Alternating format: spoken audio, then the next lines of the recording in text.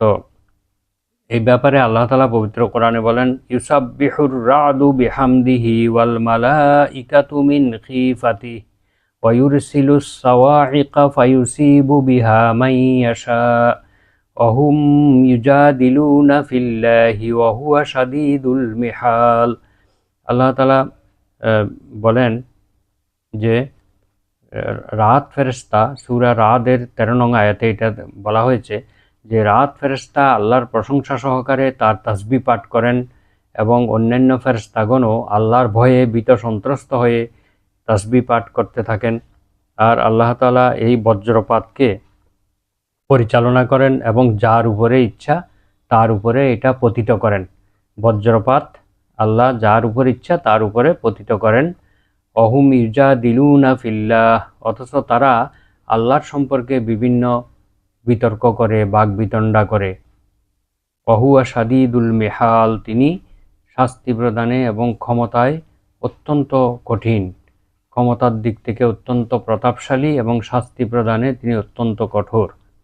এই আয়াতটি মূলত নাজিল হয়েছে মহানবী সাল্লাল্লাহু আলাইহি ওয়াসাল্লাম এক ব্যক্তির কাছে ইসলামের দাওয়াত নিয়ে পাঠিয়েছিলেন। তখন 3 বার পাঠিয়েছিলেন। 3 বারই সে ব্যক্তি বলল যে আল্লাহ কি, ঈমান কি, ইসলাম কি, এটা কি সোনার তৈরি না রূপার তৈরি না পিতলের তৈরি, এইভাবে সে তুচ্ছ তাচ্ছিল্য করতে লাগলো। 3 বারই যখন এইভাবে সে ফিরিয়ে দিল, তখনই আল্লাহ তাআলা তার উপরে এমনভাবে বজ্রপাত করলেন তার মাথাটা ঘুরিয়ে গেল। এই প্রসঙ্গেই এই আয়াতটি অবতীর্ণ হয়েছে। অহুম ইউজাদিলুনা ফিল্লাহ, তারা আল্লাহ সম্পর্কে তর্ক বিতর্ক করে, বাগবিতণ্ডা করে, আর এটা আল্লাহ যার উপরে ইচ্ছা তার উপর পতিত করেন। তাহলে বোঝা গেল রাত ফেরেশতা আল্লাহর তাসবিহ পাঠ করে, আল্লাহর গুণগান করে।